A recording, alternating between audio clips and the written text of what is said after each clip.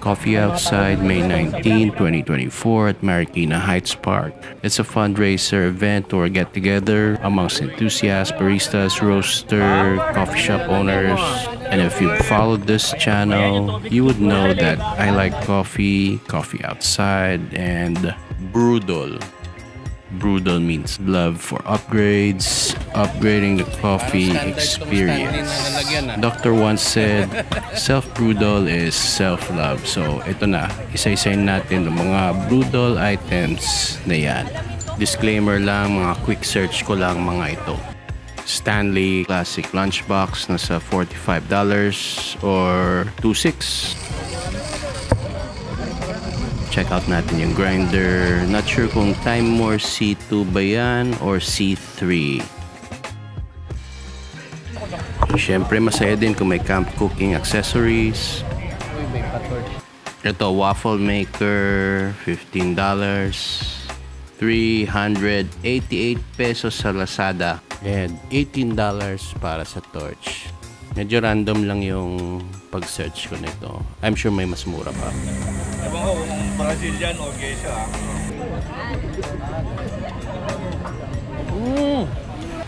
Ito, Peru, Los Santos, Amazonas Geisha Natural, $7.50 per 150 grams. Ito yung carafe, nasa $15. Pero iba-iba presyo nito, depende kung branded yung kukunin mo o hindi. Favorite mo ni Tripper? V60 kasi ko eh. Ito yung yung Hario na Zebrang na V60. Ginawa ng Hario to for outdoor. So, ano siya, made from silicone. Tapos, lalagay, nilalagay ko lang siya sa ganito. Meron akong pouch na ganito rin. Lalagay ko lang siya. Wow. Kumbaga, space saving siya. Kasi ano siya, compact siya. Kumbaga, assemble mo lang. Yun. Hario Zebrang, nasa $19. Pumilig ako mag-camping. Kaya ito gamit ko. Or either ito gamit ko or V60 or AeroPress ko. Yung ganito, AeroPress. Pero space saving talaga. Oo, space saving talaga to. Ito. Kaya lang, pag mag-outdoor ka talaga, the best talaga si AeroPress. Ayan, AeroPress, marami ng iba't ibang style. May pang-travel din na mas compact. Kasi hindi mo na kailangan magdala ng ng pour na lang. Kahit na anong pwede maglagay ka ng mainit na tubig. Pour na lang diretso. Hindi mo na kailangan. Tapos yung mga dadali mong beans, pwede mong lagay sa lalagyan, naka pre-ground. 15 grams. Sakto yun eh, pag naglagay ka ng 15 grams dito.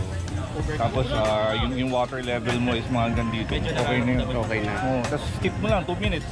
Okay na. Mahal lang talaga. Ito kay Unito, yan yung brand na yung accessories. Niregalo na lang sa akin ng daughter ko. Naka-sale sa Amazon ko, $40. Kasi ito yung binili ko sa Unito, hiwalay ito eh. Hiwalay yung yung Random search, Stanley Lunchbox Tabletop, $32. Sa Unito, ito, hiwalay yan. Wow. Nice kit. Ito. Ganda, pati yung... Ito, hiwalay din sa Shopee. Kailangan mo kasi nito para hindi magra-rattle. Parang custom yan. Custom for dito. Wow. Ito yung lalagyan ko ng draper. Tapos, etong patungan na to, sangkalan sa IKEA. Okay. So, 200 pesos. Sakto lang yung Sakto, size. nakita ko lang kasi may nag-post sa YouTube. Oo. Kaya sa IKEA, bumili ko. Ayan, sakto siya. Ayan. Ganda nito Pwede. Ganda nito. Hindi, windscreen. Windscreen and then parang mas stable din yung para sa stove. Yung nahanap ko na sa $26. Sakto siya dito. Sakto. Neros yung brand. BRS yan eh. Hindi, mas mura sa BRS. Ito yung hindi na titanium. Okay. BRS around. Check out nyo Lizada burner, nasa $296. Nice. Alam mo naman tayo dyan. Bagay na nagpapasaya sa akin. Ganyan lang. Tapos ito yung Uy, ganda. mura lang to. 700. 700 lang itong... 700 lang siya. Ito din sa espresso machine. Espresso machine. Yan. Parang espresso talaga siya. Anong brand niyan? Naku, ano mo lang, search mo lang. Oo. Mini portable. Mini coffee scale. Order nga akong bago kong grinder, hindi pa dumadating. Upgrade na Upgrade from C2. Oo, magandang burr. Para... Na-affect ba yung burn ng C2 sa Yung katagalan? bagong burr, hindi naman. Yung bagong burr ng C2 maganda. Yung C3 na. C3. Yun, okay na yun. Yung C3, meron silang C3S eh. Yun. Yung bago. May nakita ko parang in passing ko lang nakita sa mga reels. Parang Time More C3 pero sa labas yung S3. S3. 6,000. Kamusta yun? Maganda talaga yun. Compared sa mga Kino, mga Maganda yun kasi pwede mo pang espresso yun eh. Paano yung yung Mischief? Okay yun. Okay yun? Kumandante yun. Sakto? Pero kamusta? Hidaya. Pero kamusta sa espresso? Ang komandante kasi, Puma-find meron silang pang espresso na red clicks. Oo. Pero yung komandante yun, pwede na pero... More on pour over. Pero pwede naman, Kunyari S3 versus Mischief. S3 na. Kasi konti lang diferensya. S3 na ano.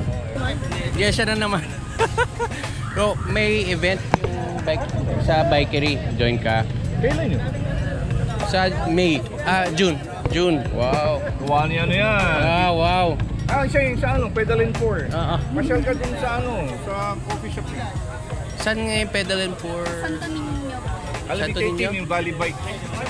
Okay. Yun. Nag-tie up. Katabi lang yun. Santo Niño, Marikina, nag-tie up sila ng Valley Bikes Bike Shop.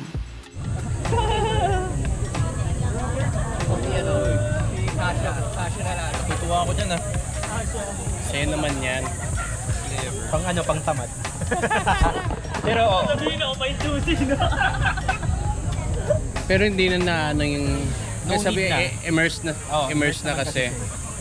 Sakto yan, boy, 205. 205 din ako. Hindi lang natin. Tama ba? Parang malinis siyang French press or Para siyang ganun. minus the earthy. Yung pagiging dirty cup ng French. Wow. Thank you. Okay, Clever Dripper, nasa $30+. Ganda ng pink. May matching komandante din na pink pero hindi ko mahanap. Nasa $300. Now that concludes our Brewdol Coffee Outside session. Yung mga links sa mga products lalagay ko sa description. If you like this content, please give it a like and follow for more. Huli ko na ba?